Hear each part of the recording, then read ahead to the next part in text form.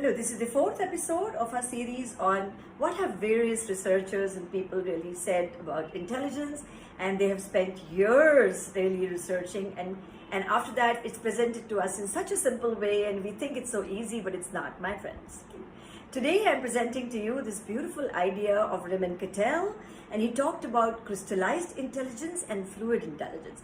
In the first three episodes, this is the fourth one, I have taken you through the ideas of Alfred Binet on IQ, Daniel Goleman about EQ, which is emotional intelligence, as well as we've talked about multiple intelligences of Howard Gardner. If you've missed those three episodes, doesn't matter, it's always a revision for every episode, but I would urge you to go back to those and check them out as well, so that it makes a linear progression of how people have thought about intelligence. So Cattell said that, you know something, if you know anything, you should have words for it. You should have the vocabulary for it. And he calls it crystallized intelligence, which is in our long-term memory. Let me illustrate. For example, if I know cricket and the IPL is going on, and I do know cricket, then I have the vocabulary for it, right? I know googly, yorker, cover drive, straight drive, silly point, mid-point, wicket, cricketer, batsman, pitch, and so on. It's in my long-term memory, and that's my crystallized intelligence. Okay, that's one kind of intelligence. I know Indian classical music, so I have the vocabulary for it. I have Thaat, Rag, Malkaun, Skedar, Japtal, Trital, Teental, Drutlay, Vilambitlay, and so on. Showing off a bit.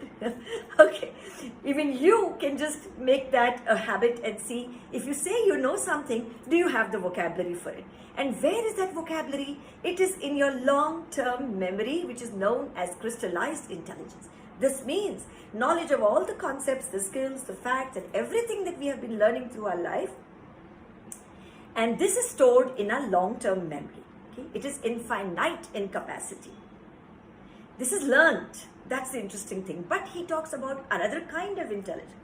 This is called fluid intelligence, flowing like thoughts. But these thoughts, that is thinking, cognition, problem solving, decision making, critical thinking, creative thinking, rational thinking, logical thinking, and everything that we have known, and now NEP calls it out. Also, this is in our working memory, right behind my forehead, in the new brain. Humans have it. Homo sapiens have it. So we have what is known as the working memory, and this is pointing to the human ability to think. Now the good news is we are born with it. This is innate. It is not learned. Unless you have unfortunate issues with the way our brain functions, genetic defects, most so-called normal human beings and children would be having this capacity to think. This is innate, it's inborn, and our working memory has limited capacity. I'd like you to think about the long-term memory as ROM, read-only memory. You can just pull out stuff from there. And the working memory as RAM, the CPU, which is a processing unit which is constantly processing whatever is coming to you, like this video. I'm talking to you, and you are actually, if you're listening to me, you are actually processing whatever I'm saying in your working memory. If it makes sense, if I make good connections for you with real life, your earlier experiences, if I help you pull out something from your long-term memory, it will crystallize this new knowledge, and this will also go back into your long-term memory. Which is why right at the beginning we activate prior knowledge from the long-term memory, then in the working memory the new knowledge interacts with the old, and we send it back into our long-term memory. One important thing is that this fluid intelligence, this thinking capacity that we have, that is the key for us to gather crystallized intelligence. And like I demonstrated, crystallized intelligence is nothing but full of vocabulary of stuff that we know. Largely, they are words, because every word has knowledge. Let me demonstrate this to you. Okay, so how do you know that you have crystallized intelligence? Taken something very simple, Rudyard Kipling's Jungle Book, which either we have read or we have seen. It doesn't matter in which dubbed language we have seen. But as kids and even now, we are very familiar with this tale of the Indian forest. So who is this? Of course, we know it's Bagheera. Where is this coming from? Long-term memory. Who's this? We know it's Mowgli, right? Where is it coming from? Again, these are words which are there in our long-term memory. Who can forget Baloo, bare necessities, all right? Then we have Rikki-tikki-tavi, the mongoose over there. So I'm not giving you the clues for the crossword. I'm just showing you how we are able to recall. Currently for you, the clue is just the picture. Who doesn't know who? Shere Khan. Okay. And who's this?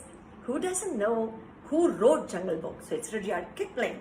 Currently, I'm demonstrating that if you have crystallized intelligence, it is present in your long-term memory in the form of words and pictures.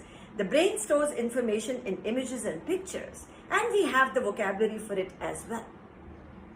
That's the crystallized intelligence Kettle points to.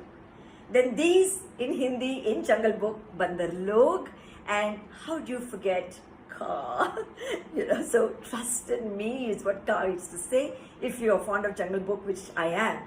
And then there is the Indian Hathi, and you cannot forget the lone wolf Akela. So what did I show you? I showed you just now through this little bit of an activity that I designed, and I enjoyed doing that, I must say, that this is the way our brain stores information in the long-term memory. The clues were being given to you and comes fast. Every time you're solving a puzzle, a crossword, it's all in the long-term memory, especially vocabulary. That's the crystallized intelligence that Kettle has pointed to. But he also says we have working memory and fluid intelligence, which is flowing like thoughts. Let me demonstrate this to you. Now, this is not crystallized intelligence, okay? I made a lot of effort to bring out something from what all of us are bound to know in our childhood. And if you are in India, where I am, then we've played this umpteen times on our long train journeys, okay? So what is this? I might ask you. It's a code. A is equal to B is equal to. I've given you some figures. Now, you might try to crack it. You might try to find patterns. You might say, oh, this reminds me of this. That reminds me of that.